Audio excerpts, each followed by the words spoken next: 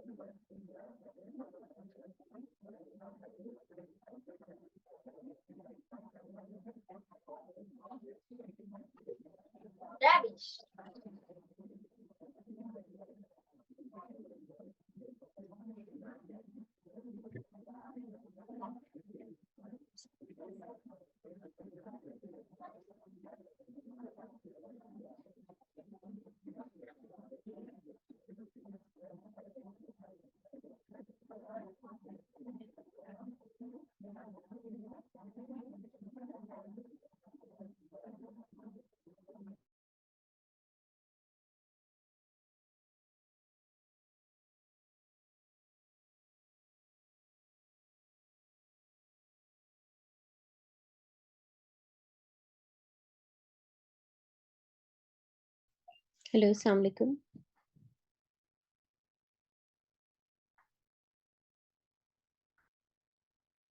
All of you can hear me loud and clear. Okay, so let's start our today's topic. मैंने आप लोगों को ये दिया था एज एन असाइनमेंट कि आपने इफेक्ट्स ऑफ स्ट्रोक पढ़ के आने। आई होप आप लोगों में से ज़्यादा लोगों ने पढ़ा होगा। अगर आप में से कोई रिकॉर्डिंग कर सकता है तो आज की क्लास की रिकॉर्डिंग भी कर लें।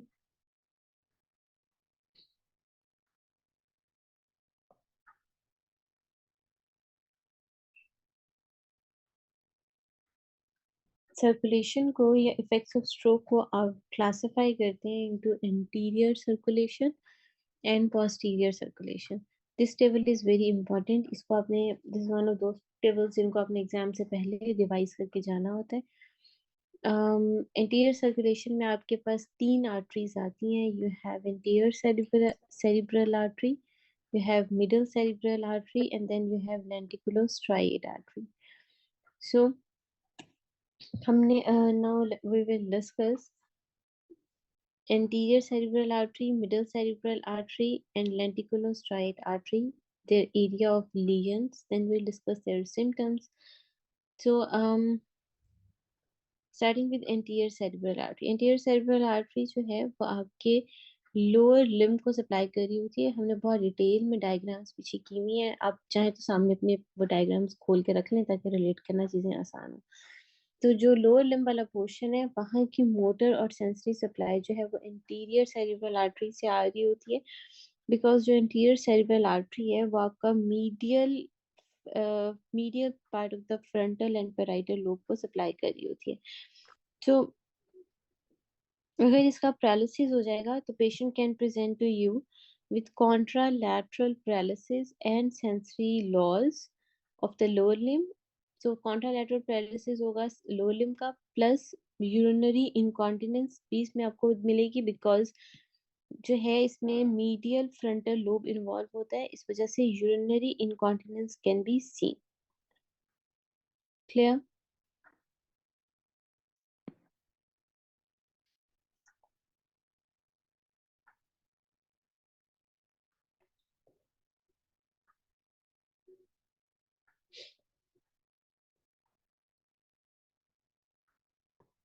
अब में से किसी के पास अगर रिकॉर्डिंग का ऑप्शन है तो वो प्लीज रिकॉर्ड कर लें क्लासेस। उसके बाद आपके पास मिडिल सेरिब्रल आर्टरी आती है। मिडिल सेरिब्रल आर्टरी में एरिया ऑफ लीन्स होता है lateral aspect of frontal temporal and parietal lobes. तो because it supplies the lateral aspect of frontal temporal and the parietal lobe, so if there is a lesion of the middle cerebral artery it can lead to motor and sense इसमें motor and sensory loss होता है of the upper limb and face. So it leads to motor and sensory loss of the face and the upper limb. Plus यहाँ पे आपके पास Broca's area और Wernicke's area भी होता है in the left hemisphere. Broca's area जो है वो फ्रंटल लोब पे में होता है और वर्निकीज एरिया जो है वो मीडियल टेम्पोरल लोब पे होता है। सो ये दोनों आपके लेफ्ट हेमिस्फेयर में होते हैं। So because of the damage to these areas patient can present to you with a contralateral paralysis of face and upper limb. इसके अलावा सेंसरी लॉस होता है फेस एंड अपर लिम्ब का। इसके अलावा पेशेंट आपके पास होमोनाइमस हेमिनोपिया के साथ प्रेजेंट करता है। कॉन्ट्रालैटरल वो भी होती है because contralateral homonymous hemianopia can be seen because जो ऑप्टिक रेडिएशंस होती हैं they gonna pass through the temporal and the parietal lobe. Plus अगर डोमिनेंट हेमिस्फेयर का लियन होगा यानी लेफ्ट मिडल सेरेब्रल आर्टरी का स्ट्रोक होगा तो पेशेंट आपके पास एफेजिया के साथ भी प्रेजेंट करेगा again because of the loss of the Wernicke's and Broca's area. और अगर आपके पास राइट मिडल सेरेब्रल आर्टरी का स्ट्रोक होगा which means non dominant area का स्ट्रोक है, नॉन डोमिनेंट कॉर्टेक्स या राइट सेरेब्रल आर्टरी का स्ट्रोक है तो फिर पेशेंट आपके पास सॉरी फिर पेशेंट आपके पास हेमिस्पेशियल निग्लेक्ट के साथ प्रेजेंट करेगा। ये हमने बहुत डिटेल में कर लिया हुआ है कि हेमिस्पेशियल निग्लेक्ट होता है that patient ignores one side of the body. मतलब अगर राइट मिडल सेरेब्रल आर्टरी का स्ट्रोक है तो फिर पेशेंट आपके पास हेमिस्पेशियल निग्लेक्ट ऑफ लेफ्ट साइड के साथ प्रेजेंट करेगा। बिकॉज आपके पास जो ऑप्टिक रेडिएशंस होती हैं वो टेम्पोरल और पेराइटल लोब से पास कर रही होती हैं। इसलिए अगर मिडल सेरिब्रल आर्टरी का स्ट्रोक होगा तो पेशेंट आपके पास कॉन्ट्रालैटरल होमोनाइमस हेमिनोपिया के साथ भी प्रेजेंट करेगा। Clear?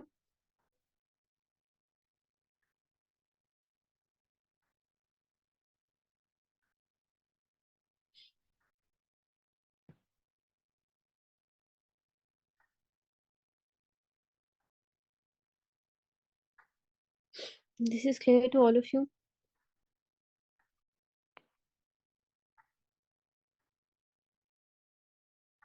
Hello.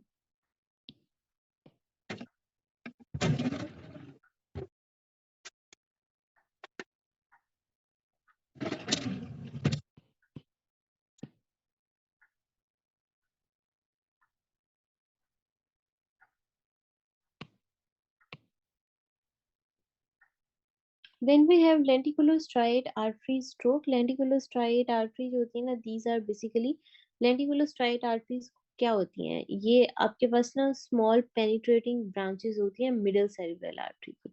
These are the small penetrating branches of the middle cerebral artery known as a lenticulostriate artery. ये सप्लाई कर रही होती हैं basal ganglia और internal capsule को.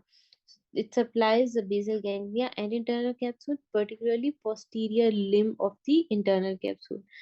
पेशेंट अब आपके पास क्या कैसे आता है? अगर इंटरनल कैप्सूल इफेक्ट हो गया फिर पेशेंट आपके पास प्योर मोटर स्ट्रोक के साथ आएगा। इसके अलावा पेशेंट आपके पास कॉन्ट्रा लेटरल हेमिपेरेसिस या weakness of face, arm and leg,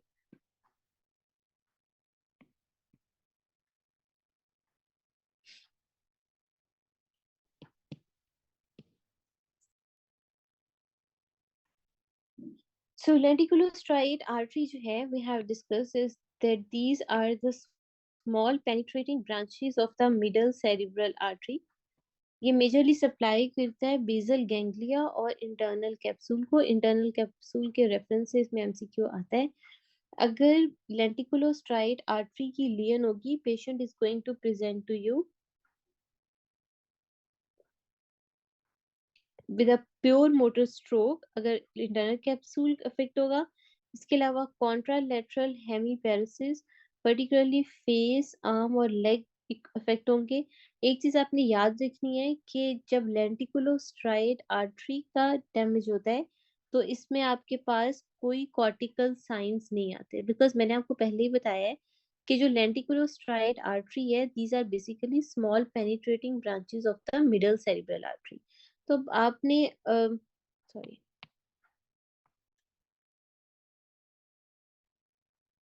these are small penetrating branches of the middle cerebral artery. तो अब अगर आपके पास कोई सिनेरियो आ गया है, तो उसमें आप कैसे डिफरेंशिएट करेंगे कि अच्छा ये मिडल सेरिब्रल आर्टरी की लियन की बात हो रही है या ये लेंटिकुलोस्ट्राइट आर्टरी की लियन की बात हो रही है?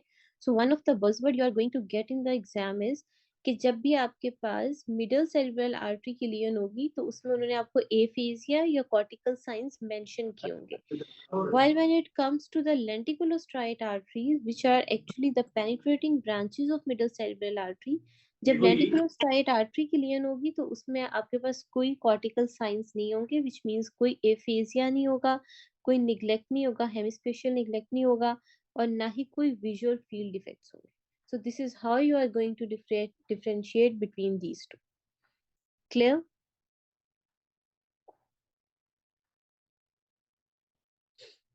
This is clear to all of you?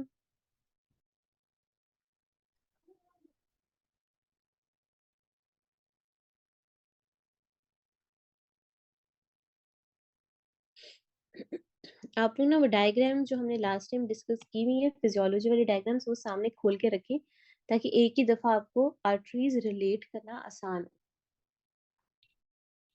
अब अगर लेंटिकुलोस्ट्राइट आर्टरी की लियन हो रही है, पेशेंट आपके पास आएगा with a motor stroke, contralateral hemiparesis, no cortical signs which means no aphasia, no hemispatial neglect, no visual field defects. इसमें आपके पास अगर बेसल गैंग्लिया इन्वॉल्व हो गया है पर्टिकुलरली तो फिर पेशेंट आपके पास डिसआर्थरिया क्लम्पसी हैंड सिंड्रोम के साथ प्रेजेंट करता है। इसमें हैंड कोऑर्डिनेशन डिस्टर्ब होती है। नो इसमें फिर सेंसरी लॉस भी नहीं होता।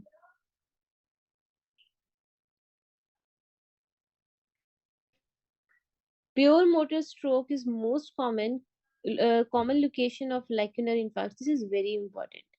लेक्यूलर इन्फार्क्ट्स जो होते हैं ना, यूजुअली आपके पास एग्जाम में सिनेरियो आता है कि एक पेशेंट है जिसकी हिस्ट्री है हाइपरटेंशन की एंड ही और she is not taking medication, उसकी बड़ी अनमैनेज्ड सी हिस्ट्री या नॉन कंप्लाइंट पेशेंट दिया होता है।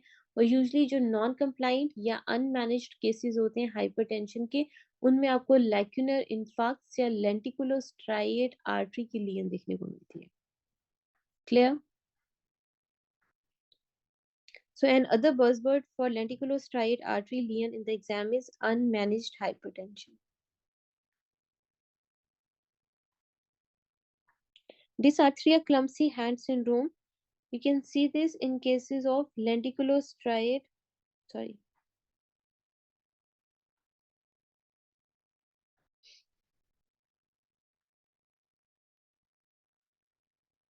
Dysarthria clumsy hand syndrome. Basically, this can be seen in case of lenticulostriate artery, particularly अगर basal ganglia involve होगा। इसमें पेशेंट आपके पास आता है डिसआर्थरिया के साथ, which means slurring of speech, और साथ में there is usually going to be clumsiness of one hand। पर आपने ये याद रखना है कि there is going to be clumsiness of one hand, लेकिन इसमें कोई भी weakness या sensory loss नहीं होगा। Clear?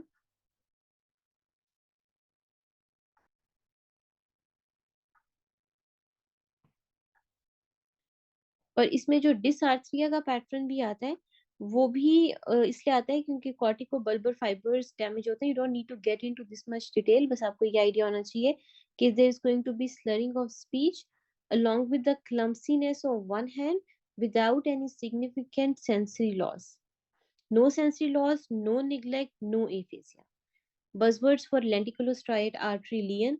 And another buzzword is the patient is going to have a history of unmanaged hypertension. Clear? ये छोटे छोटे पॉइंटर्स आपने ज़हन में रखने हैं, क्योंकि इसमें बहुत चीजें याद करने वाली। अगर आप डिफरेंशिएट करना नहीं ना आएगा तो एंड तक ये टेबल आपको कंफ्यूज ही करेगा।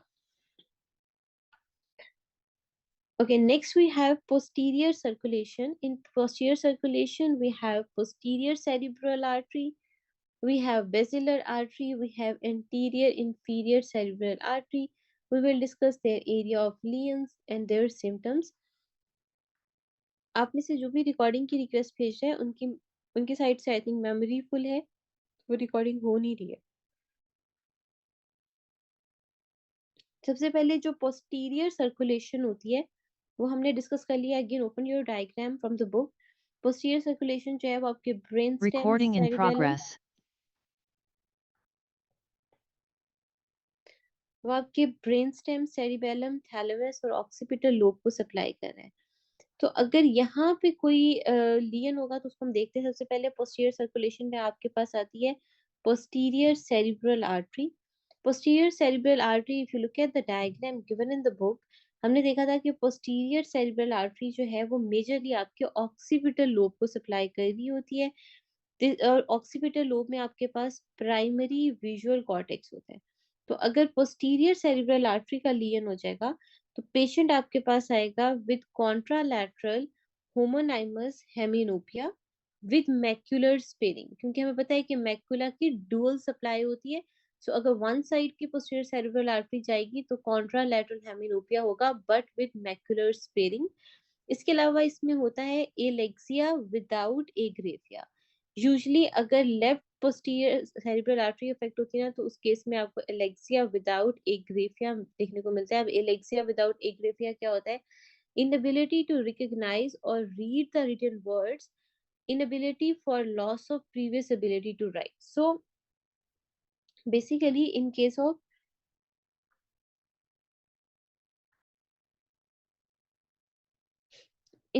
alexia without agraphia, patient is going to present to you with inability to recognize or read the written words। अगर आप इन पेशेंट्स को कुछ लिख के देंगे, patient can write normally but cannot read what they just wrote। Patient लिख लेगा but अगर आप उसे कहेंगे जो आपने लिखा है इसको पढ़ें तो patient is not being able to read what they have just wrote. इसको आप कहते हैं एक alexia without agraphia. Agraphia means अगर पहले पेशेंट अपना नाम लिख लेता था तो वो अभी अपना नाम लिख लेगा, लेकिन अगर आप उसे कहेंगे कि इसको पढ़ो तो वो अपना नाम पढ़ नहीं सके। क्लियर?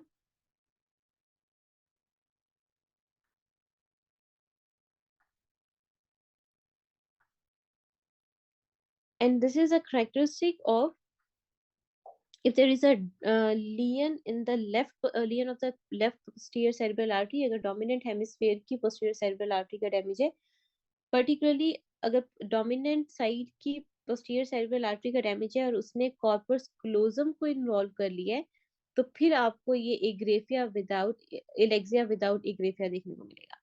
इसके अलावा इन पेशेंट्स में आपके पास कॉन्ट्रालैटरल सेंसरी लॉस भी होता है, इन सम केसेस विजुअल हैलुसिनेशंस भी होती हैं। Another important thing to remember is in patients में आपको prosopagnosia, you can see prospognosia in these patients, particularly अगर नॉन डोमिनेंट हेमिस्फेयर इन्वॉल्व होगा। अब प्रोस्पोग्नेसिया क्या होता है, इसको आप कहते हैं face blindness simply, which means inability to recognize the faces। तो अब पेशेंट जो है वो किसी को देखेगा तो patient is not being able to recognise the face of that particular person, इसको आप फेस ब्लाइंडनेस भी कहते हैं। और ये आपको तब देखने को मिलेगा अगर नॉन डोमिनेंट हेमिस्फेयर में पोस्टीरियर सेरेब्रल आर्टरी का लियन होगा। और यूजुअली जो नॉन डोमिनेंट हेमिस्फेयर होता है, नॉन डोमिनेंट हेमिस्फेयर आपको कौन सा होता है?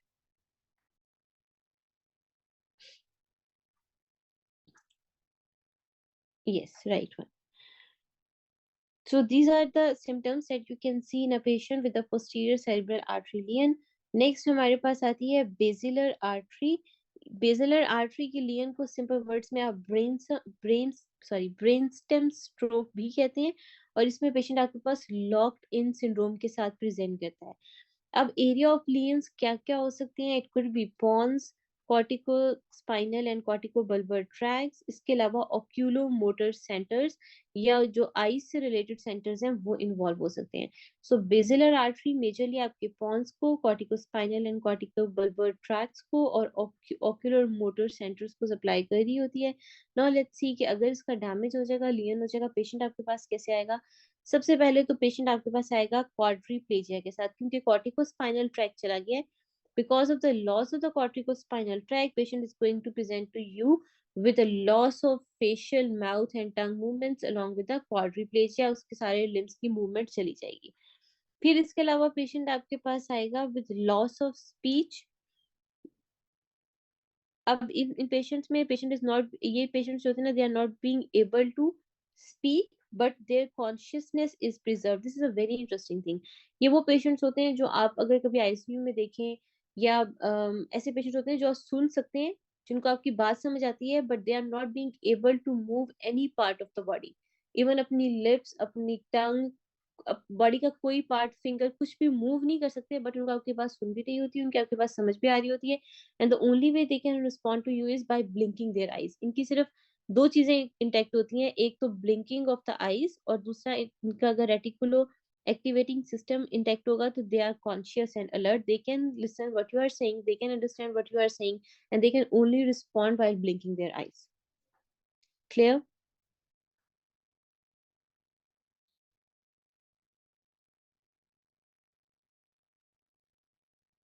Yes, they are awake, they are conscious, they can understand what you are saying, they try to respond, but the only way they can respond is by blinking their eyes. So इसके इनके अंदर intact consciousness होती है, patient is aware but unable to move और speak. इनके अंदर सिर्फ vertical movement of eyes या ब्लिंकिंग ऑफ आईज जो है वो इंटेक्ट होती है, the only mean of communication in these patients. उसके अलावा इनमें आपको ऑक्यूलर पैल्सीज, निस्टिगमस और एटेक्सिया भी देखने को मिलता है। क्लियर? आईज की भी साइड वे मूवमेंट्स नहीं हो सकती, मूवमेंट नहीं होती है, only vertical movement is intact. इसी को आप कहते हैं लॉक्ड इन सिंड्रोम। फिर उसके बाद नेक्स्ट आपके पास आता है anterior inferior cerebral artery stroke. ये anterior locked in syndrome please explain कर दें फिर से। लॉक्ड इन सिंड्रोम, ये जो कलेक्टिव सिम्टम्स है इनको आप लॉक्ड इन सिंड्रोम कहते हैं। लॉक्ड इन सिंड्रोम में ये हो रहा है कि पेशेंट आपके पास आएगा with quadriplegia, loss of speech, intact cognition and preserved consciousness. Only vertical eye movements or blinking of eyes are intact, which is the only mean of communication. Ocular palsies होंगी, nystagmus होगा और ataxia होगा, which simply okay means okay कि ठीक है, lock-in हाँ syndrome ये आपको लॉक है, basilar artery में मिल रहा है. ठीक है. फिर आपके पास आती है anterior inferior cerebral artery stroke. Anterior inferior cerebral artery, इसका एरिया ऑफ लियन आपके पास lateral part of the pons है, सेरिबेलम है और इनर ईयर है. अब lateral part of the pons से आपकी क्रेनियल नर्व न्यूक्लियाई निकल रहे होते हैं और स्पाइनोथैलेमिक ट्रैक निकल रहा होता है. सेरिबेलम से आपके मिडिल सेरिब्रल पेडंकल निकल रहा है और इनर ईयर में labyrinthine artery which is also a branch of the anterior inferior cerebral artery. So basically these are the areas of the supply of anterior inferior cerebral artery. अब अगर हम symptoms की बात करें तो कलेक्टिवली अगर interior inferior cerebral artery का stroke हो जाए तो पेशेंट आपके पास लैटरल पोंटाइन सिंड्रोम के साथ प्रेजेंट करता है. Now what are the symptoms of the lesion of anterior inferior cerebral artery stroke? सबसे पहले तो क्योंकि इसमें फेशियल नर्व न्यूक्लियस चला जाएगा तो पेशेंट आपके पास आएगा with इप्सीलैटरल facial weakness because of the loss of or because of the lesion of facial nerve. फिर आपके पास आएगा पेशेंट ipsilateral hearing loss के साथ. Now these are the things that you need to keep in your mind कि ये ipsilateral symptoms है, same side के symptoms हैं. So patient आ रहा है ipsilateral facial weakness के साथ, patient आ रहा है ipsilateral hearing loss के साथ because of the cochlear nucleus involvement. इसके अलावा पेशेंट आपके पास आता है vertigo and nystagmus के साथ. Patient can also present to you with ipsilateral cerebellar involvement. तो ipsilateral ataxia और dysmetria के साथ आएगा पेशेंट. फिर इसके अलावा पेशेंट आपके पास आएगा with a contralateral loss of pain and temperature sensation because of the involvement of spinothalamic tract. तो बाकी सब कुछ ipsilateral था. Only loss of pain and temperature sensation or only the symptoms of spinothalamic tract are going to be contralateral. Clear?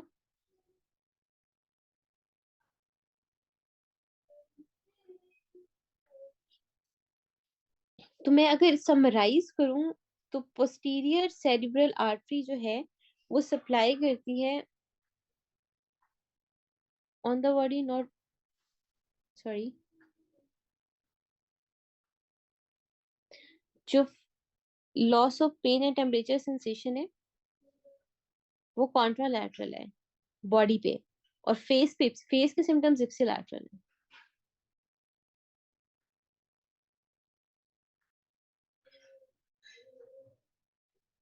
अगर मैं इसको summarise करूं तो जो पोस्टीरियर सेरिब्रल आर्टरी है ये सप्लाई कर रही है ऑक्सीपिटल लोब को. बेसिलर आर्टरी जो है ये मेजरली सप्लाई कर रही है आपके ब्रेन स्टेम को, या ये पॉन्स मेडुला और लोअर मिड ब्रेन को कर रही है. Anterior inferior cerebral artery lateral pons, cerebellum और इनर ईयर को कर रही है. जो पोस्टीरियर सेरिब्रल आर्टरी है उसके सिम्टम्स में की सिम्टम्स में आपके पास कॉन्ट्रालैटरल होमोनाइमस हेमिनोपिया है विद मैकुलर स्पेरिंग. इसके अलावा एलेक्सिया विदाउट एग्रेफिया एंड प्रोस्पोग्नेसिया आता है. While in basilar artery lesion, you can see a patient with a locked-in syndrome, जिसमें quadriplegia है, anarthria है, preserved consciousness है और intact vertical eye movements है. Anterior inferior cerebral artery stroke वाले patient में facial weakness होती है, ipsilateral, ataxia, vertigo and hearing loss है. इसके अलावा contralateral pain and temperature loss है. Clear?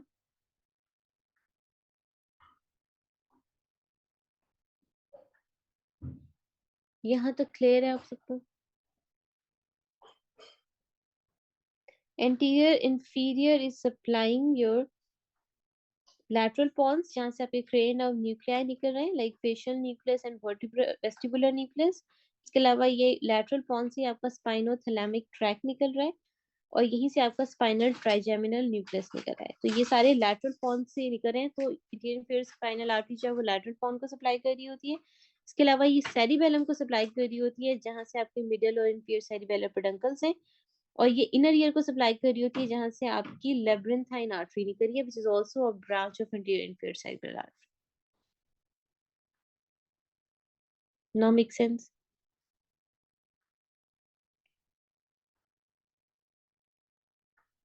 Now the other arteries of posterior circulation are your posterior inferior cerebral artery, and then you have anterior spinal artery. We will discuss their area of play and symptoms. So posterior inferior cerebral artery बहुत important है, इस पे बहुत common MCQ आता है.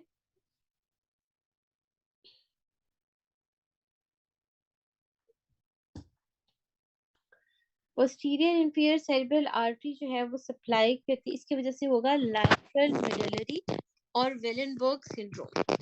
अब जो posterior inferior cerebral artery है, इसके एरिया ऑफ लियंस में आपके पास लैटरल मेडुला आता है और इंफीरियर सेरिबेलम आता है.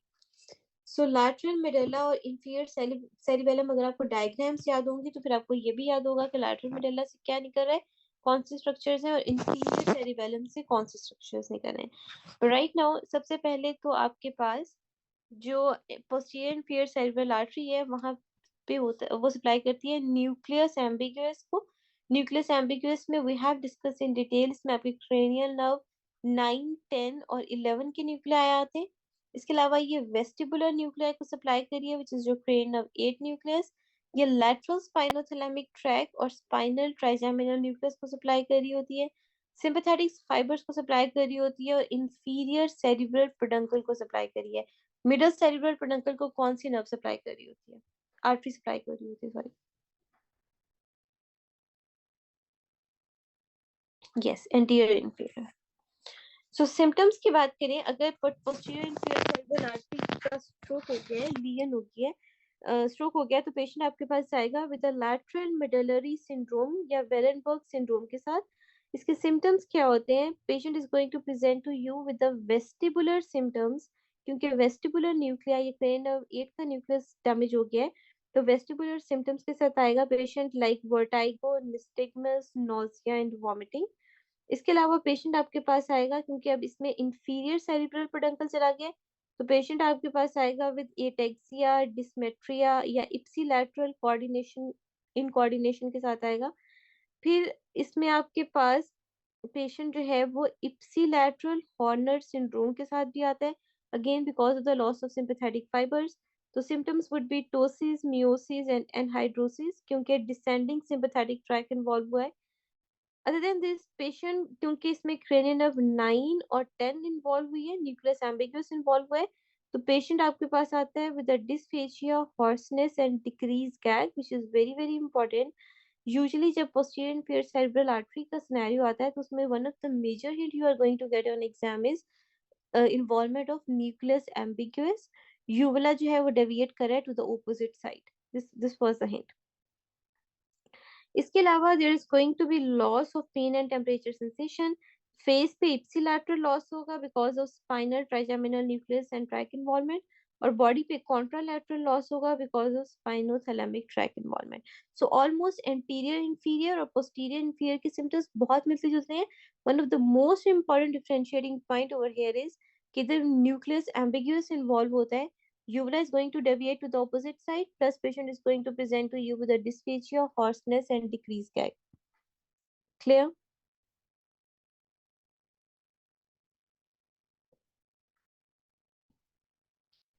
फिर आपके पास आता है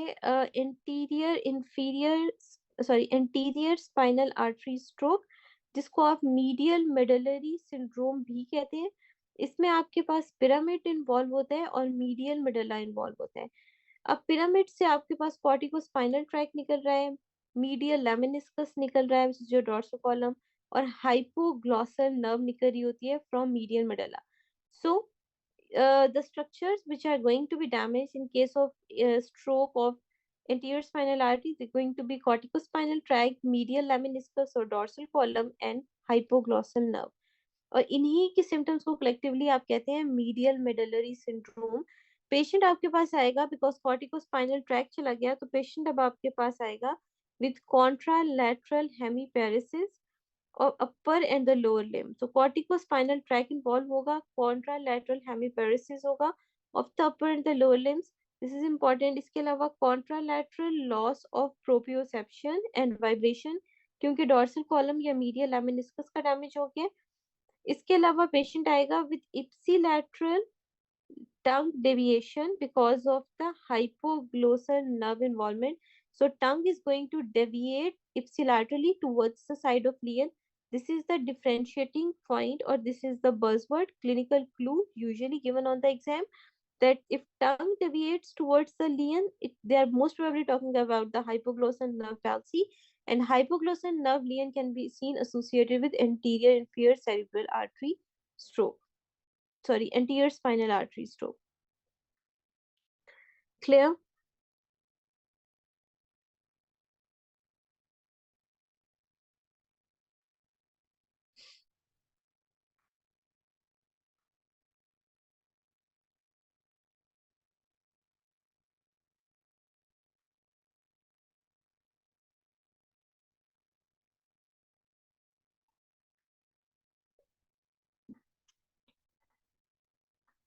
Next, we have central post-stroke pain syndrome, and then we will discuss about diffuse axonal injury.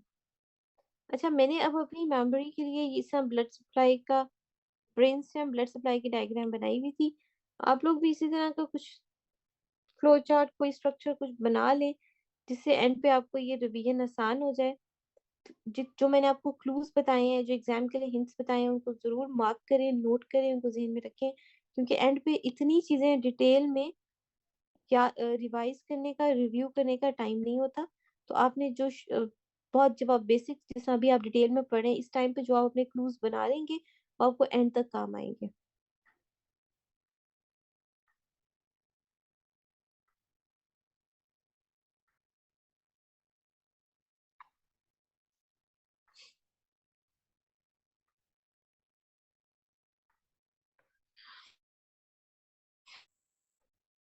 Next we have this central post stroke pain syndrome. इसका दूसरा नाम होता है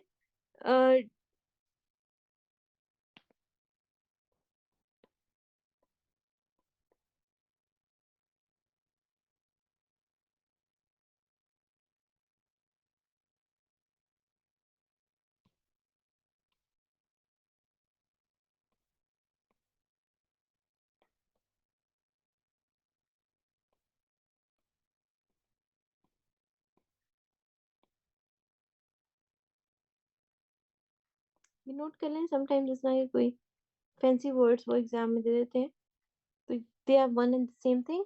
सेंट्रल पोस्ट स्ट्रोक सिंड्रोम जो है, इसमें क्या होता है, it's a neuropathic pain due to that occurs after a stroke, particularly affecting the thalamus। अगर कोई स्ट्रोक हुआ है, इसकी वजह से कोई थैलामिक लीन हो गई है, उसके बाद जो न्यूरोपैथिक पेन होगी, that is generally considered as central post stroke syndrome। इसको आप डिजरीन राउजी सिंड्रोम भी कहते हैं, when caused by the thalamic stroke। Pain अब इसमें किस तरह की होती है, पेन इज, आप लोगों को स्क्रीन नजर आ रही है?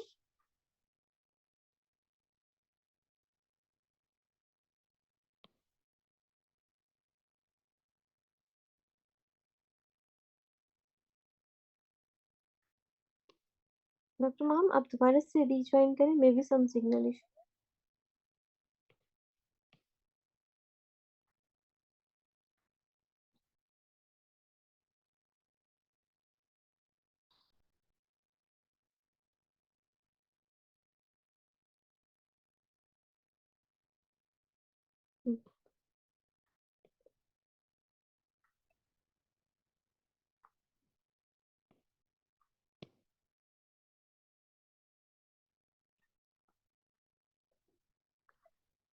अब स्क्रीन विजिबल है?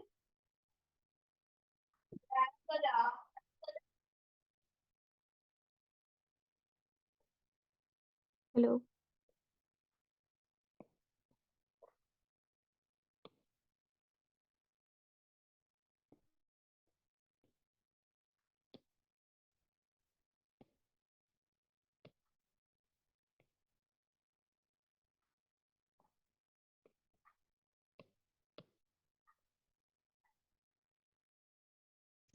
अब बताएं।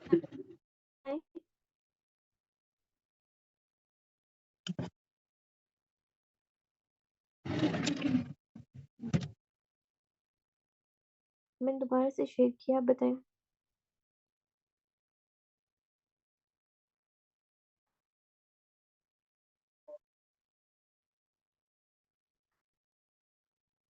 Post-stroke pain syndrome, which is a neuropathic pain syndrome that occurs after a stroke, that most commonly involve the thalamus, या ये thalamic stroke के बाद होते हैं।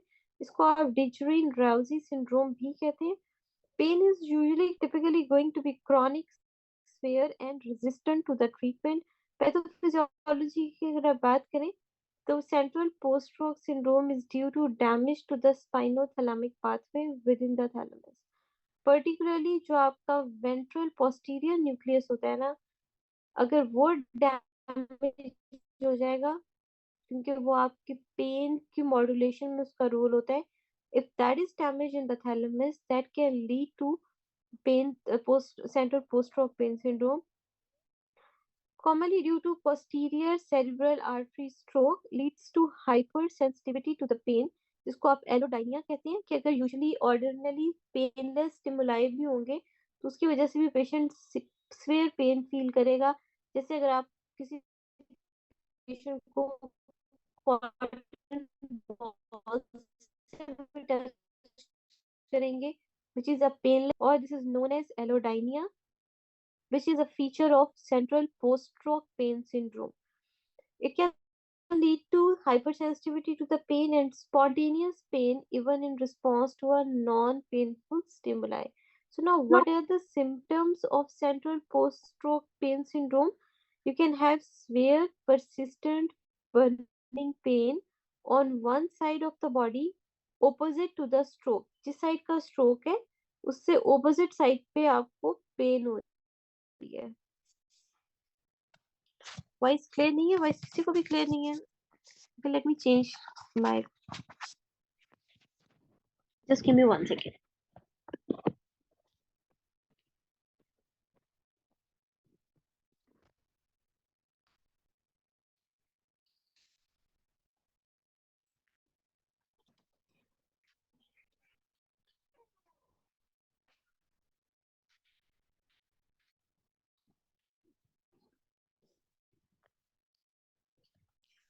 ठीक है आवाज? अच्छा, हम सेंट्रल पोस्ट स्ट्रोक सिंड्रोम के बारे में बात कर रहे थे। What are the symptoms? Patient is going to present to you with severe persistent burning pain on the side of the body opposite to the stroke. अगर राइट साइड का stroke है तो उसके ऑपोजिट साइड पे आपको pain feel होगी। एलोडाइनिया which is pain triggered by the light touch, hyperpathia which is exaggerated pain response, paresthesias होंगे which are your tingling, numbing and numbness and abnormal sensation, plus symptoms develop weeks to months after the stroke. This is a very interesting thing to remember. दो चीजें patient students usually confuse करते हैं। एक तो आपको ये पता होना चाहिए कि जो पेन हो रही है वो ऑपोजिट साइड पे हो रही है। स्ट्रोक अगर राइट साइड के है तो जो थैलेमिक पेन होती है या पोस्ट स्ट्रोक पेन होती है वो राइट साइड पे होगी। So you can have contralateral pain. The other important thing that you need to remember कि जरूरी नहीं है कि ये सिम्टम्स इमीडिएट में डेवलप हो जाए या विद इन डेज डेवलप हो जाए। समटाइम्स पेशेंट की स्ट्रोक की हिस्ट्री होती है महीनों पहले की, हफ्तों पहले की, और उसके बाद उसको ये post stroke central post stroke pain syndrome develop होती है। Clear? So clinical clue over here is there is going to be delayed onset pain syndrome often after a thalamic stroke weeks or months ago. अच्छा, अब next आपके पास आता है diffuse axonal injury. ये वो पेशेंट्स होते हैं जिनको कोई स्फेयर ट्रॉमेटिक ब्रेन इंजरी हो that caused by the shearing force that damages the axon in the white matter.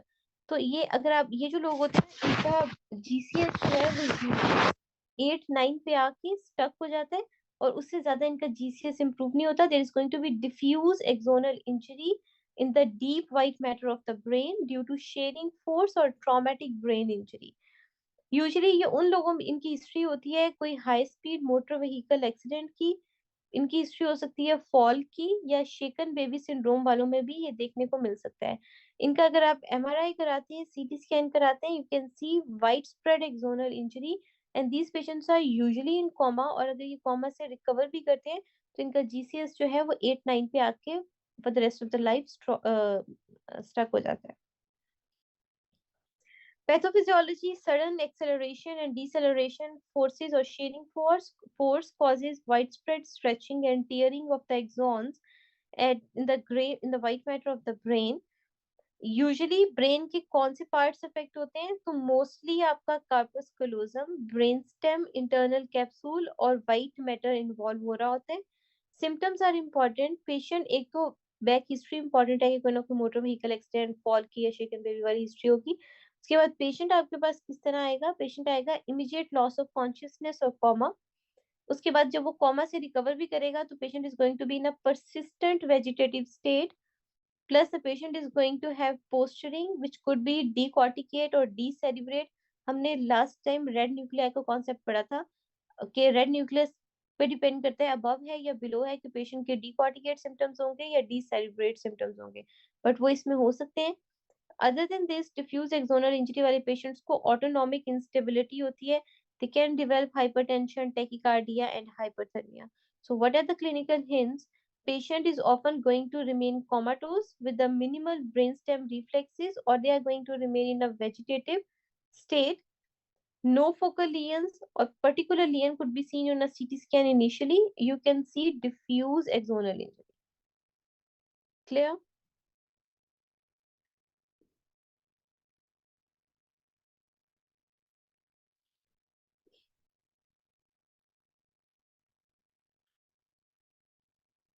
Next we have aphasia. So we'll discuss different types of aphasias, including Broca aphasia, then Wernicke's aphasia, then we have conduction, and lastly we have global.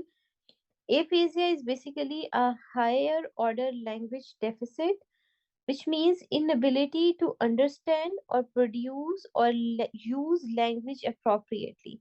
So definition क्या होती है aphasia की? If somebody, it's a language disorder which is caused by the damage to the higher centers या dominant cerebral hemisphere का damage होगा. It's gonna affect speech, production, comprehension, ये sometimes दोनों ही disturb हो रही होती हैं. यूजुअली ये पेशेंट आपके पास आते हैं after some stroke, particularly involving the middle cerebral artery. इसके डिफरेंट टाइप्स. अच्छा, अब डिसआर्थरिया और एफेजिया दो डिफरेंट चीजें हैं. एफेजिया एक लैंग्वेज डिसऑर्डर है, सेरिब्रल हेमिस्फीयर का डैमेज होता है. इसमें आप बोल नहीं सकते, कंप्रीहेंड नहीं कर सकते, या दोनों नहीं कर सकते. डिसआर्थरिया क्या होता है? डिसआर्थरिया एक मोटर इनएबिलिटी है. इसमें आप ब्रेन का कोई मसला नहीं होता, देयर इज अ प्रॉब्लम और there is a motor inability to produce speech. इसमें मूवमेंट डेफिसिट होता है. So there is a difference between aphasia and dysarthria. उसमें आर्टिकुलेशन का डिफेक्ट है, उसमें हायर ऑर्डर लैंग्वेज डिफेक्ट है. अब आपके पास डिफरेंट टाइप्स होती हैं एफेजिया की. The first one we have is a Broca's aphasia, जिसको आप एक्सप्रेसिव एफेजिया भी कहते हैं. अच्छा, अब इसकी लियंस आपको पता होनी चाहिए. ब्रोका एफेजिया तब होता है अगर इंफीरियर फ्रंटल गाइरस की लियन होगी, या क्योंकि जो आपका ब्रोकास एरिया है वो इंफीरियर फ्रंटल गाइरस में होता है इन द डोमिनेंट हेमिस्फीयर, और ये यूजुअली एसोसिएट करता है with the middle cerebral artery stroke, left middle cerebral artery stroke. Patient आपके पास कैसे आएगा? पेशेंट आपके पास आएगा, सबसे इम्पोर्टेंट बात है कि इसकी इंसाइट इंटैक्ट होगी, कंप्रीहेंशन इंटैक्ट होगी. पेशेंट को पता है कि मैंने क्या बात करनी है, पेशेंट नोज कि मैंने क्या जवाब देना है, मैंने क्या बोलना है, but speech is not fluent. जब वो बोलेगा उसको पता है मैंने क्या बोलना है, वो बोलना चाह रहा है, लेकिन जब वो बोलेगा तो उसकी स्पीच फ्लुएंट नहीं होगी, स्टरिंग शॉर्ट सेंटेंसेस होंगे, और इसकी वजह से पेशेंट यूजुअली फ्रस्ट्रेटेड होगा. Patient aware of their deficit, often frustrated, associated with the right-sided weakness due to sometimes ये जो आपका ब्रोकास या एक्सप्रेसिव एफेजिया होता है ना, इसके साथ आपको राइट साइडेड वीकनेस भी मिलती है. फॉर एग्जाम्पल, अगर आपने किसी से पूछा व्हाट इज योर नेम, अब उसको पता है कि मेरा नाम फातिमा है, और वो बोलना भी चाह रही है कि मेरा नाम फातिमा है, but she is not being able to produce to speak Fatima fluently. उसकी जगह वो तोड़ तोड़ के सेंटेंस बोल रही है एंड शी फील्स फ्रस्ट्रेटेड. तो ये एग्जांपल होती है ब्रोका एफेजिया की. Then we have Wernicke's aphasia. Wernicke's aphasia receptive aphasia होता है। इसमें सुपीरियर टेम्पोरल गाइरस और टेम्पोरल लोब का डैमेज होता है in the dominant hemisphere, again associated with the left middle cerebral artery। हमने already middle cerebral artery stroke करते हुए डिस्कस कर लिया था कि मिडल सेरेब्रल आर्टरी स्ट्रोक में ही आपके एफेजिया आते हैं। अब इसमें जो पेशेंट है ये बोलता तो ये फ्लुएंटली है, बट इसकी मीनिंगलेस स्पीच होती है। इसमें इनसाइट इंटेक्ट नहीं होती, कंप्रीहेंशन इंटेक्ट नहीं होता। So patient is speaking fluently but making no sense, जिसको आप कहते हैं वर्ड सैलेड। इसमें जो कंप्रीहेंशन है वो इम्पेयर्ड होगी और यूजुअली पेशेंट को पता नहीं होता कि उसको ये डेफिसिट है। फॉर एग्जाम्पल, अगर आप किसी पेशेंट से पूछेंगे व्हाट इज योर नेम, तो वो आपको कहेगा, बड़ा फ्लुएंटली बोलेगा that sun is bright and and there is rain outside और समथिंग। पूरा सेंटेंस फ्लुएंटली बोलेगा, but that is not the answer of your question, क्योंकि उसकी जो कंप्रीहेंशन है वो इंटेक्ट नहीं है and patient is not aware of its of their defect. He is speaking fluently but meaningless speech होगी। क्लियर?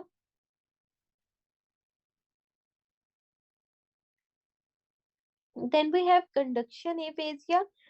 कंडक्शन एफेजिया जो होता है ना, देयर इज जो आर्कुएट फेसिकुलस होते हैं ना, वो बेसिकली फाइबर्स होते हैं जो कनेक्ट करते हैं ब्रोकास एरिया और वर्निकीज एरिया को।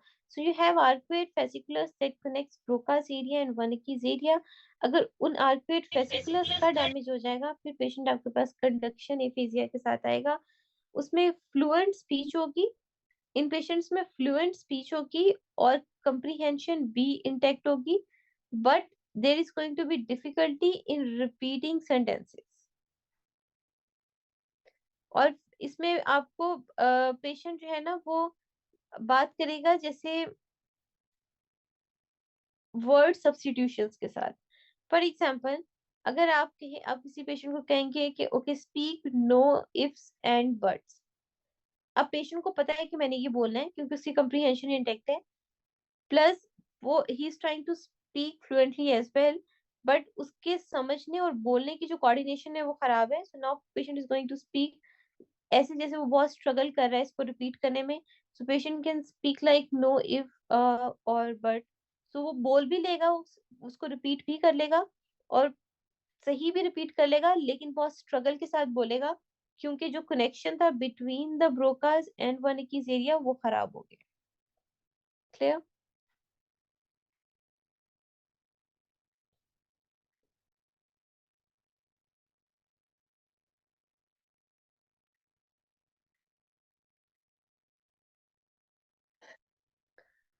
Then we have lastly global aphasia. Global aphasia तब होता है अगर बहुत बड़ा लेफ्ट मिडल सेरेब्रल आर्टरी का स्ट्रोक हो जाए, बहुत बड़ा इन्फाक्ट हो गया जिसकी वजह से ब्रोका एरिया भी चला गया, वर्निकीज एरिया भी चला गया और आर्कुएट फेसिकुलस भी चला गया।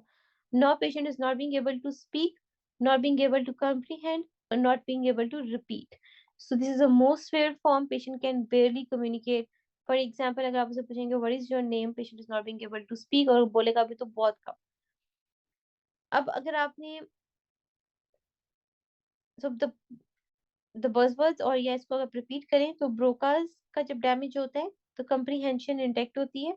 वर्निकीज का जब होता है तो कंप्रीहेंशन इम्पेयर होती है but can speak fluently. Conduction में आपकी कंप्रीहेंशन इंटैक्ट होती है, you can speak fluently, but अगर आप रिपीट करने को कहें,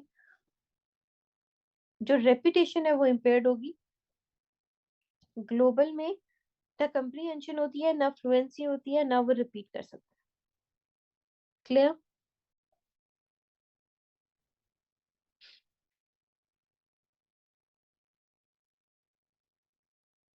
Next, we have aneurysms. Again, a very important topic. We will discuss different types. For example, if you have a growing aneurysm, then what are the different structures that can get involved, like anterior communicating artery or middle cerebral artery or posterior communicating artery. So basically, we will discuss different types of aneurysms. We have secular aneurysm, and then we will talk about Charcot-Bouchard microaneurysms. Yes, conduction aphasia में सब कुछ intact होता है, बस repeat भी वो कर लेते हैं पर बहुत स्ट्रगल करके, तो रेपिटेशन इतनी फ्लुएंट नहीं होती या इम्पेयर्ड होती है। Then we have aneurysms. Aneurysm basically होता क्या है? This is an abnormal dilatation or abnormal dilation of the blood vessel which can rupture and cause the life-threatening hemorrhage. So the simple definition of aneurysm is a dilation of the blood vessel. दो important types होती है एनोरिज्म्स की. एक है आपके पास secular aneurysm, जिसको आप बेरी एनोरिज्म भी कहते हैं. Very commonly tested topic on exam. कभी हार्ट से रिलेट करके टेस्ट करेंगे, कभी ब्रेन से रिलेट करके टेस्ट करेंगे. So this is important. So saccular berry aneurysm. इसके अलावा चारकोट बुशार्ड माइक्रो एनोरिज्म होते हैं. सो जो बेरी एनोरिज्म है वो लार्ज आर्टरीज का होता है. सेकुलर एनोरिज्म लार्ज आर्टरीज का होता है. और चारकोट बुशार्ड जो है ये माइक्रो एनोरिज्म्स होते हैं, ये स्मॉल पेनिट्रेटिंग आर्टरीज में होते हैं. So will discuss one both of them one by one in detail. पहले आपके पास सेकुलर या बेरी एनोरिज्म है. Basically there is going to be a weakness at the arterial bifurcation, usually at the circle of Willis. तो जहां जहां पे artery bifurcate हो रही है, डिवाइड हो रही है, उसकी डिवीजन्स निकल रही है, वहां पे एनोरिज्म्स होने के चांसेस ज्यादा होते हैं. ये पर्टिकुलरली आपको सर्कल ऑफ विलस में मिलेगा. We have discuss circle of Willis in detail already. अब इसके रिस्क फैक्टर्स क्या होते हैं? सबसे कॉमन साइट होती है एंटीरियर कम्युनिकेटिंग और एंटीरियर सेरेब्रल आर्टरी का जो जंक्शन है वहां पे. अब इसके एसोसिएटेड फैक्टर्स क्या होते हैं, which is extremely high yield. इसके रिस्क फैक्टर्स एग्जाम में पूछ लेते हैं, आपको पता होना चाहिए. It can be associated with the autosomal dominant polycystic kidney disease. It can be associated with the connective tissue disorders like Ehlers-Danlos syndrome or Marfan syndrome. It can be associated with hypertension and tobacco smoking, advanced age and advanced age hypertension and tobacco smoking. Other than this, another important and risk factor is aortic कोआक्टेशन. और एक दफा exam में उन्होंने scenario दिया हुआ था secular aneurysm या berry aneurysm पे, and asking about the risk factors aortic कोआक्टेशन. ये आप नोट कर लें अगर न्यू एडिशन में ये ऑलरेडी लिखा हुआ नहीं है. अब हमने देखना है कि aortic coarctation of aorta could also be a risk factor for berry aneurysm or secular aneurysm.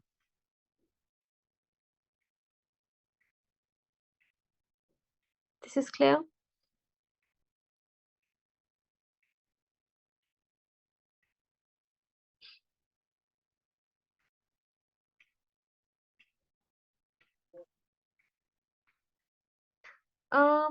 Primary risk factor या most common risk factor is yes hypertension. लेकिन ये सारे रिस्क फैक्टर आपको याद होने चाहिए, ये एग्जाम में पूछ लेते हैं. अच्छा, अब पेरी एनोरिज्म में पेशेंट आपके पास आएगा कैसे, या सेकुलर एनोरिज्म का पेशेंट आपके पास आएगा कैसे? The primary symptom would be thunderclap headache या sudden worst headache of life. So जो हमने सब एरेक्नोइड हेमरेज में भी किया था. सो पेशेंट आपके पास आता है, या तो ये पेशेंट आपके पास क्लिनिकली साइलेंट होंगे until ये रप्चर कर गया, और जब ये रप्चर करेगा which is the most common complication, when your berry aneurysm is going to get rupture, patient is going to present to you with the subarachnoid hemorrhage, and we have discussed subarachnoid hemorrhage already. उसका primary symptom क्या होता है? Patient is going to present to you with the sudden worst headache of the life, या thunderclap headache के साथ आएगा. Then patient can present to you with the focal neurological deficits as well. Can also cause symptoms via direct compression of the surrounding structures. अब ये जो aneurysm है, अगर इसने सराउंडिंग स्ट्रक्चर्स को कंप्रेस करना शुरू कर दिया है, तो फिर आपके पास उन जो सराउंडिंग स्ट्रक्चर्स कंप्रेस होंगे उनके सिम्टम्स भी आना शुरू हो जाएंगे. Another thing to remember is कि जब रप्चर हो जाता है बेरी एनोरिज्म या सेकुलर एनोरिज्म, तो वहां पे आपको मेनिंजियल साइंस भी मिलना शुरू हो जाते हैं, which could be neck stiffness, photophobia and altered mental status. अब आपने ये ज़हन में रखना है कि there are different locations या different structures involve होते हैं. अगर एनोरिज्म रप्चर हो जाए या अगर डायरेक्ट कंप्रेशन होगी, तो if there is a growing aneurysm, तो वो डायरेक्टली किन स्ट्रक्चर्स को कंप्रेस कर सकता है, उनके सिम्टम्स आएंगे. The first one we have is anterior communicating artery, which is very very important. इस ये आप anterior communicating artery is basically part of the anterior circulation और circle of Willis. अगर इसका compression हो जाएगा, पेशेंट आपके पास आएगा with bitemporal हेमियोनोपिया के साथ due to compression of optic chiasm। अगर इसका रप्चर हो जाएगा, यस यूजुअली अगर ये रप्चर हो तो फिर मेनिंजियल सिम्टम्स आते हैं। अगर रप्चर हो जाएगा एंटीरियर कम्युनिकेटिंग का, sorry let me repeat this, aneurysm बन गया, एनोरिज्म एक्सपैंड कर रहा है, जब वो एक्सपैंड करेगा तो वो सराउंडिंग स्ट्रक्चर्स को कंप्रेस करेगा।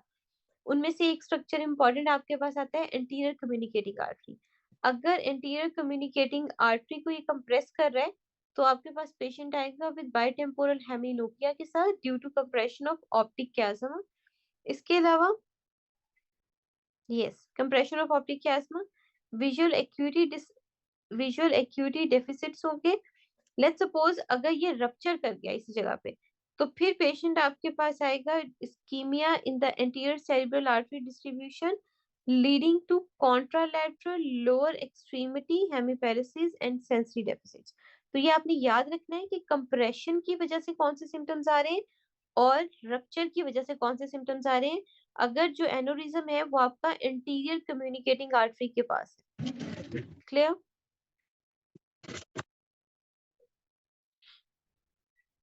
उसके बाद दूसरी कॉमन लोकेशन होती है middle cerebral artery.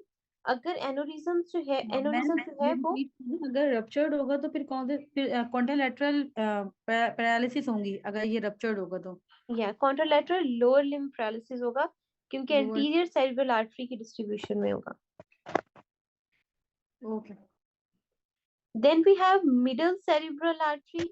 Middle cerebral artery की लोकेशन होती है, मिडल सेरिब्रल आर्टरी कब इन्वॉल्व होती है, अगर एनोरिज्म जो है वो आपके पास है in the location of at the point of bifurcation of Sylvian fissure. Again आपको डायग्राम पीछे जाके देखें जहाँ पे सिल्वियन फिशर बना हुआ है, अगर उस जगह पे एनोरिज्म हो गया है तो फिर ये एनोरिज्म जो है ये कंप्रेस कर सकता है मिडल सेरिब्रल आर्टरी को। अगर ये मिडल सेरिब्रल आर्टरी को कंप्रेस करेगा तो it can cause the compression of the middle cerebral artery leading to ischemic stroke, या फिर ये वहां पे अगर रप्चर हो गया तो फिर पेशेंट आपके पास सबएरेक्टिनाइड हेमरेज के साथ प्रेजेंट कर सकता है। और अगर मिडल सेरिब्रल आर्टरी का इस्कीमिया होगा तो फिर पेशेंट आपके पास कॉन्ट्रैक्टरल अपर एक्सट्रीमिटी वीकनेस के साथ आएगा और लोअर फेस हेमिपेरेसिस होगा along with the sensory deficit.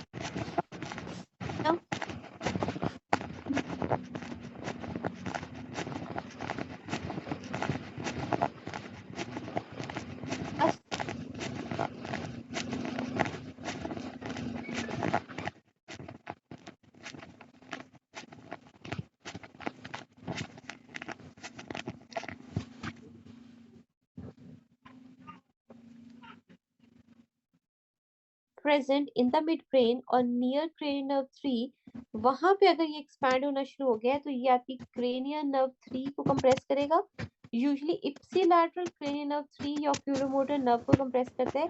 And we have already discuss कि जब भी क्रेनियल नर्व 3 या ऑक्यूलोमोटर नर्व की पैल्सी होती है, patient is going to present to you with a down and out eye with ptosis and pupil dilation। Remember?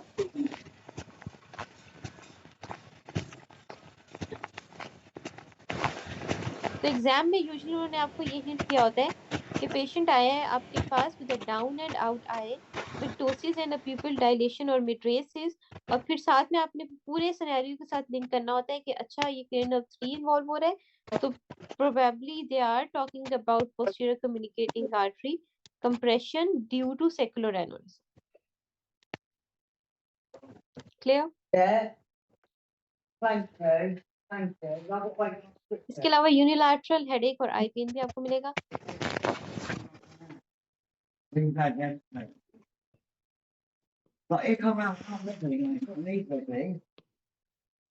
Is it the same as Bell's palsy? No, Bell's palsy से different है। उसके बाद next आपके पास आता है, अच्छा अब रप्चर के साइंस मैंने आपको बता दिए, थंडरक्लैप हेडेक, मेनिंजियल साइंस है। और अच्छा अगर आप फॉर एग्जांपल अगर आपके पास पेशेंट आ गया, आपको पता चल गया कि बेरी एनोरिज्म और सेक्युलर एनोरिज्म का सिनेरियो है, अगर तो आपने ऑब्जर्व देखा और वो अनरप्चर्ड एनोरिज्म था, उसका साइज छोटा है, 7 mm से छोटा है, फिर आपने क्या करना है, फिर आपने उस पेशेंट को मॉनिटर करना है, या अगर अगर अनरप्चर्ड एनोरिज्म है और साइज छोटा है, फिर आपने फौरन से कोई सर्जिकल इंटरवेंशन नहीं करनी, आपने उसको मॉनिटरिंग पे रखना है। अगर उसका साइज आहिस्ता आहिस्ता बड़ा हो रहा है बट स्टिल 7 mm से छोटा है, फिर आपने उसकी सर्जिकल क्लिपिंग या एंडोवास्कुलर कॉइलिंग करनी होती है। अगर आपका बेरी एनोरिज्म रप्चर हो गया है, जब भी बेरी एनोरिज्म रप्चर हो जाएगा या सेक्युलर एनोरिज्म रप्चर हो जाएगा, it can lead to subarachnoid haemorrhage. फिर ये आपके पास न्यूरोसर्जिकल इंटरवेंशन की जरूरत पड़ेगी। अब आप मुझे ये बताएं कि अगर बेरी एनोरिज्म रप्चर हो गया है, सब अरेक्नोइड हेमरेज हो गया है, तो फिर आप वेजोस्पैज्म को प्रिवेंट करने के लिए कौन सी ड्रग देते हैं?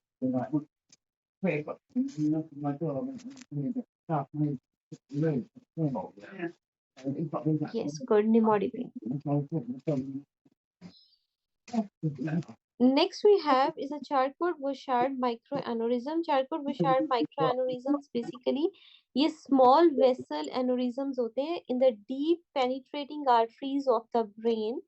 They are usually associated with chronic hypertension. One of the important buzzword you are going to get on exam is there is a history of chronic hypertension, or patient has a history of chronic hypertension. Usually आपको Charcot-Bouchard aneurysm वाले scenarios में chronic hypertension का hint मिलता है. They are generally going to affect your lenticulostriate artery, which is a branch of the middle cerebral artery. We have already discussed कि वो भी unmanaged secondary hypertension से associate करी होती है. If they get rupture, they can cause hemorrhage in the deep brain structures. ज्यादातर कौन सी locations होती हैं? जैसे कि बेसल गैंग्लिया में रप्चर कर जाए, थैलेमस में रप्चर कर जाए या पॉन्स में रप्चर कर जाए। अब क्लासिकल प्रेजेंटेशन क्या होगी? Patient is going to be hypertensive, develop sudden focal neurological defect. जब भी हाइपरटेंशन आएगी और हाइपरटेंशन के बाद हेमरेज आएगा, आपने चार्कोट-बुशार्ड माइक्रोएनोरिज्म्स या लेंटिकुलोस्ट्राइएट आर्टरीज के बारे में जरूर सोचना है। Clear?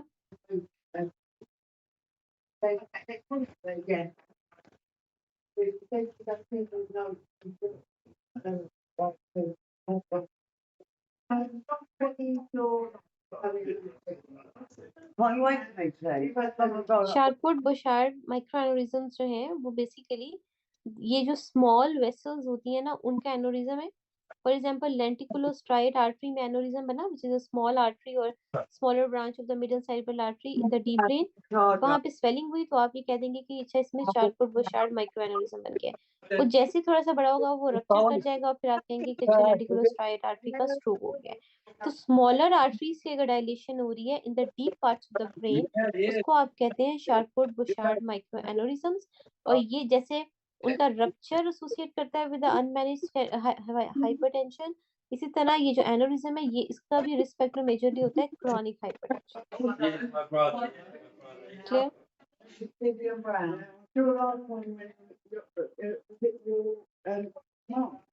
Yeah, mom was In the effect of stroke topic, are we talking about ischemic and hemorrhagic or just ischemic? Thank you so much. Cheers, mate. Bye-bye. अच्छा, अब इसमें जो है ना, वैसे we are talking about, generally we discuss both ischemic and hemorrhagic strokes when we talk about the stroke topic, but mostly क्योंकि 80 to 85% cases ischemic होते हैं, which could be due to the blockage of the artery, और जो बाकी 15 to 20% होते हैं वो hemorrhagic होते हैं, caused by the bleeding. But in general अगर आप पूछ रहे हैं तो हम दोनों की बात कर रहे हैं।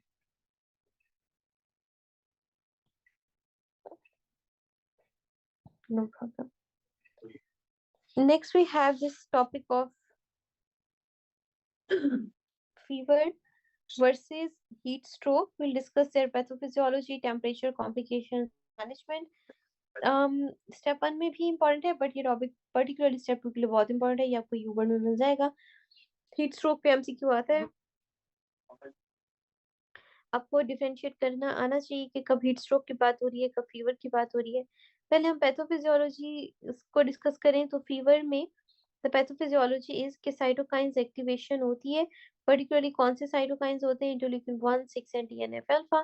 देखो ना, स्टिमुलेट प्रोस्टाग्लैंडिन E3 पर E2 प्रोडक्शन, साइटोकाइन एक्टिवेशन होगी, प्रोस्टाग्लैंडिन स्टिमुलेट होंगे ड्यूरिंग इन्फ्लेमेशन। यूजुअली फीवर जो है वो आपको इन्फ्लेमेशन या इन्फेक्शन के केसेस में मिल रहा होता है। So simply, fever is regulated increase in a body temperature due to upward shift of the hypothalamic set point in response to pyogens, which could be your infection, inflammation, or malignancy. Body is going to actively generate heat through vasoconstriction and shivering. Then अगर आप stroke की बात करें तो stroke on the other hand, this is uncontrolled hyperthermia. इसमें problem क्या होती है कि बॉडी में बहुत सा हीट प्रोड्यूस हो रही है but body is not being able to dissipate heat. Body में स्वेटिंग नहीं हो या वेजोडाइलेशन ना हो या वो हीट जो है वो डिसिपेट ना हो, बॉडी में ही वो इकट्ठी होती रहे, अनकंट्रोल्ड हाइपरथर्मिया हो जाए, that is known as a heat stroke. And heat stroke is generally present in response to extreme heat exposure. यहाँ पे जो आपका हाइपोथैलेमिक सेट पॉइंट है वो चेंज नहीं होता। सो रिमेम्बर कि फीवर में हाइपोथैलेमिक सेट पॉइंट चेंज होता है in response to the pyrogens which could be infection, inflammation and cytokines, while heat stroke में आपका hypothalamic set point change नहीं होता, just heat accumulates due to environmental factor or impaired thermoregulation. It's just the caffeine they get. Clear?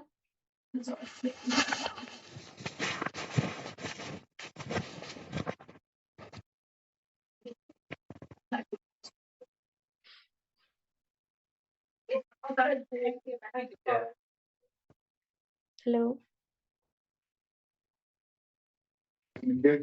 जब हम temperature की बात करते हैं, फीवर में temperature is usually less than 40 degree, equal to और लेस देन 40 डिग्री या मैक्सिमम 104 फ़ारेनहाइट तक जाता है, इससे ज्यादा नहीं होता, क्योंकि फीवर के केस में हाइपोथैलेमिक कंट्रोल होता है, जबकि हीट स्ट्रोक में जो टेम्परेचर है वो 40 डिग्री या 40 डिग्री से ज्यादा हो जाता है या 104 से एक्सीड कर जाता है, अगेन क्योंकि उसमें हाइपोथैलेमिक सेट पॉइंट या थर्मो रेगुलेशन नहीं हो रही होती। सो रिमेम्बर कि फीवर वाले केस में जो बुखार है वो 104 से ऊपर नहीं जाएगा, while हीट स्ट्रोक वाले केस में फीवर जो है वो 104 से एक्सीड कर सकता है।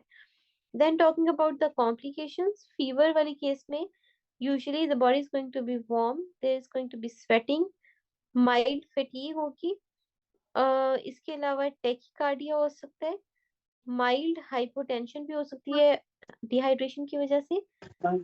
फीवर के केस में रेब्डोमायोलाइसिस नहीं होती या डैमेज नहीं होता मसल्स का, इसमें मल्टी ऑर्गन फेलियर भी नहीं होता। One of the important complication you can see in case of fever is febrile seizures which are going to be benign and usually self-limiting. Why when it comes to the heat stroke में CNS dysfunction बहुत important है। इसमें आपको altered mental status, confusion, agitation, seizure and coma देखने को मिलेगा। So altered mental status और confusion is important. जब आप स्किन चेक करेंगे इसको ना भी हॉट एंड ड्राई, क्योंकि इसमें स्वेटिंग नहीं होती, तो इसमें ड्राई स्किन मिलेगी आपको। इसमें आपको स्वेयर हाइपोटेंशन मिलेगी, cardiovascular collapse and shock can be seen. इसमें आपको रेब्डोमायोलाइसिस मिलता है, so you can see muscle breakdown is common, C K level increase होगा, मायोग्लोबिन यूरिया होगा और किडनी इंजरी होगी। आप मैनेजमेंट की बात करें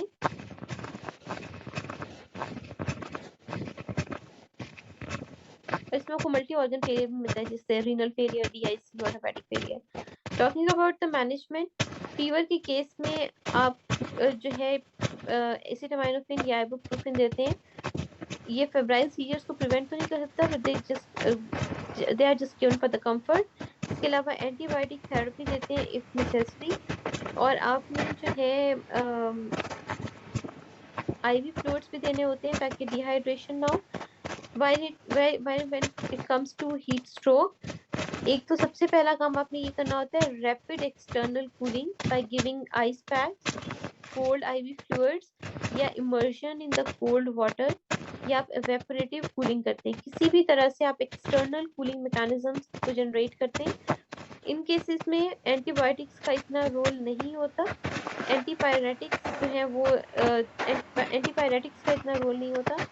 इसमें रीहाइड्रेशन मैंडेटरी होती है, आप एग्रेसिव फ्लूइड रिससिटेशन करते हैं और इलेक्ट्रोलाइट करेक्शन करते हैं टू प्रिवेंट शॉक। और इसके अलावा जो हीट स्ट्रोक वाला पेशेंट होता है ना, उसको आपने हमेशा हॉस्पिटलाइज्ड करना होता है। तो अगर हॉस्पिटलाइजेशन वाला ऑप्शन है that is always going to be correct for heat stroke.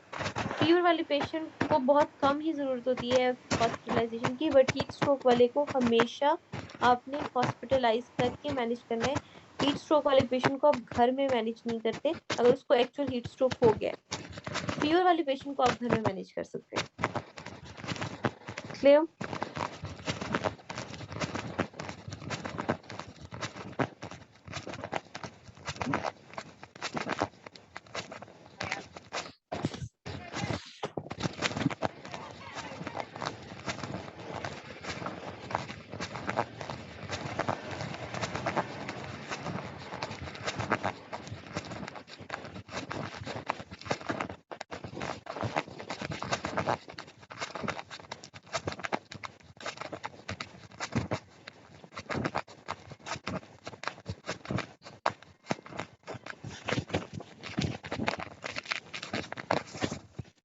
Next we have this topic of seizures. We will discuss partial focal seizures and then generalized seizures in detail.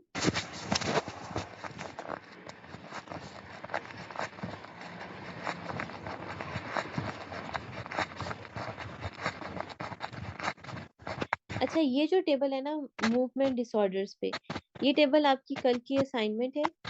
This is a very important table. इस but इसके अंदर कोई ऐसा concept नहीं है, इसमें simple याद करने की चीजें। आपको हर मूवमेंट डिसऑर्डर की प्रेजेंटेशन पता होनी चाहिए क्योंकि इन टर्म्स को हम बार बार आगे डिफरेंट पैथोलॉजीज में यूज करेंगे। तो this is your assignment for tomorrow. All of you are supposed to memorize this table by heart. आपको पता होना चाहिए एकथीसिया का पेशेंट कैसे प्रेजेंट करता है, एस्ट्रेक्सिस का पेशेंट कैसे प्रेजेंट करता है, कोरिया का पेशेंट कैसे प्रेजेंट करता है, और फिर ये सारी मूवमेंट डिसऑर्डर्स आपको किन क्लिनिकल सिनेरियोज में देखने को मिल रहा है। सो this is your assignment for tomorrow.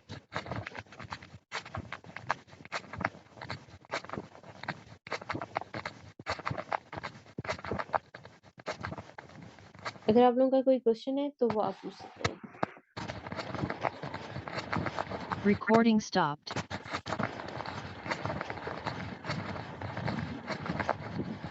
हाँ जी।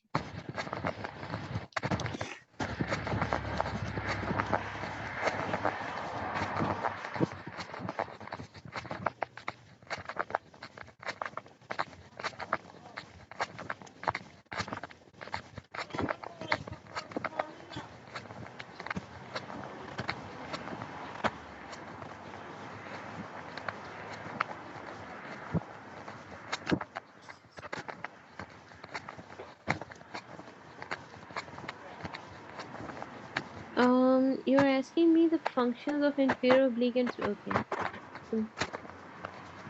So basically you're asking me about the functions of inferior oblique and superior oblique muscles and their palsies. वैसे तो हमने ना आई वाला पूरा टॉपिक आगे जब हम करेंगे, there is a complete topic on आई, वहाँ पे हम करेंगे, लेकिन मैं आपको यहाँ पे बता देती हूँ। जो inferior oblique muscle होता है ना, primarily ये एक्सटॉर्शन या एक्सटर्नल रोटेशन में इसका रोल होता है। प्राइमरीली inferior oblique, तो एक्सटर्नल रोटेशन में इसका रोल होता है, और सुपीरियर ओब्लिक जो है इसका इंटरनल रोटेशन में प्राइमरी रोल होता है। इसके अलावा जो सुपीरियर ओब्लिक है सेकेंडरीली ये एलिवेशन भी कर रहा होता है, और जो इंटरनल ओब्लिक है ये डिप्रेशन भी कर रहा होता है। ये आई की मूवमेंट में बता रही हूँ। सो inferior oblique is responsible for the external rotation and elevation, while superior oblique is responsible for internal rotation and depression of the eye. Clear?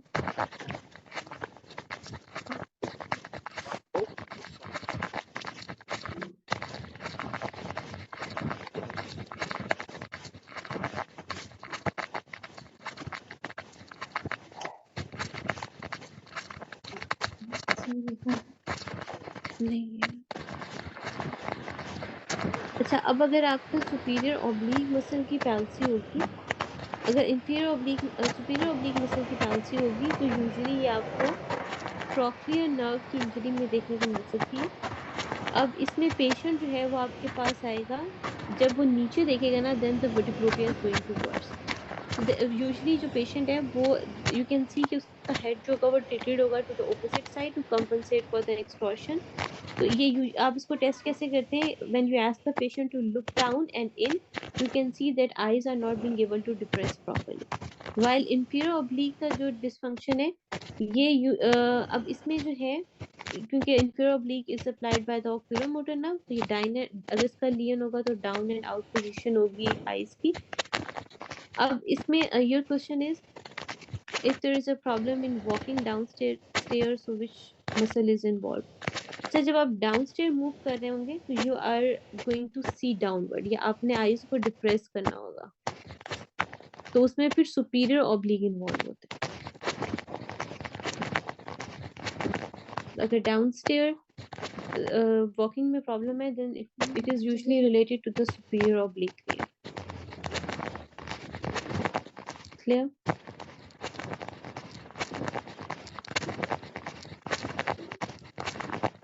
Any other question?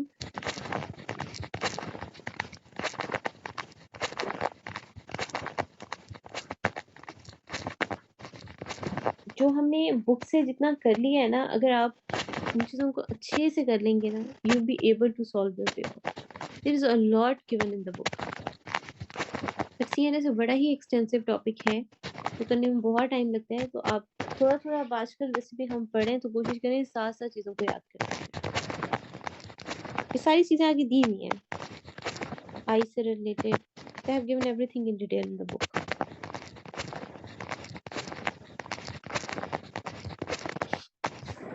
No problem. So okay, I'll see you guys tomorrow inshallah, same time. Thank you and Allah Hafiz.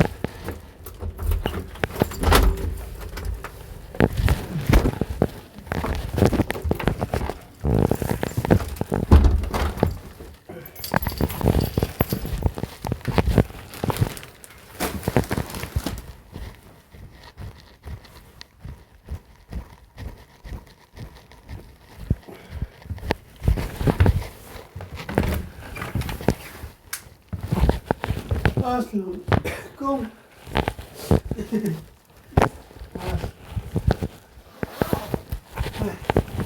आज तो बहुत ठंड थी बाहर, मेरा कान सुन्न हो गया।